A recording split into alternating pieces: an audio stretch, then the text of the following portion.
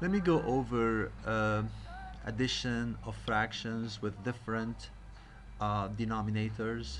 For example, if you are asked to add 2 over 7 plus 3 over 5.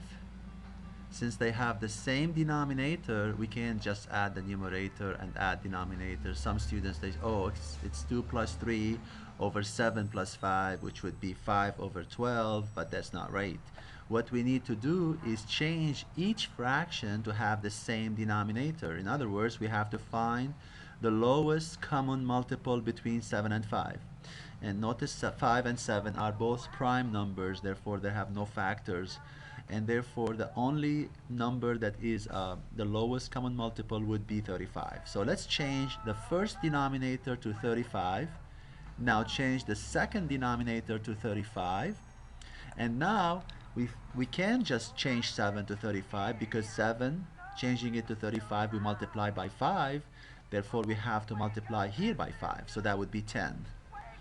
Same for this. We can't just change 5 to 35 because we multiplied 5 by 7. We got to multiply also the top by 7, and that would be 21.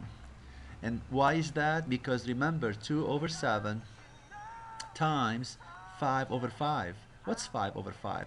That's a 1. So remember, when you multiply by 1, you don't change the number. Also, the 3/5. We multiplied up and down by 7. What is 7 over 7? That's a 1.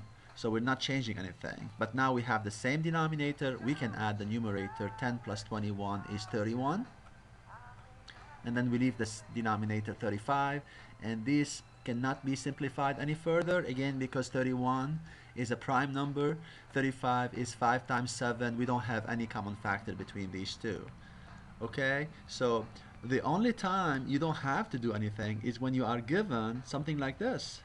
Let's say you are given 3 over 25 minus 7 over 25. Now you have the same denominator. So all you have to do is subtract the numerator. And 3 minus 7 is negative 4. And then we keep the same denominator. Again, 25 and 4 have no factors in common because 4 is 2 times 2, 25 is 5 times 5. And that would be the final answer.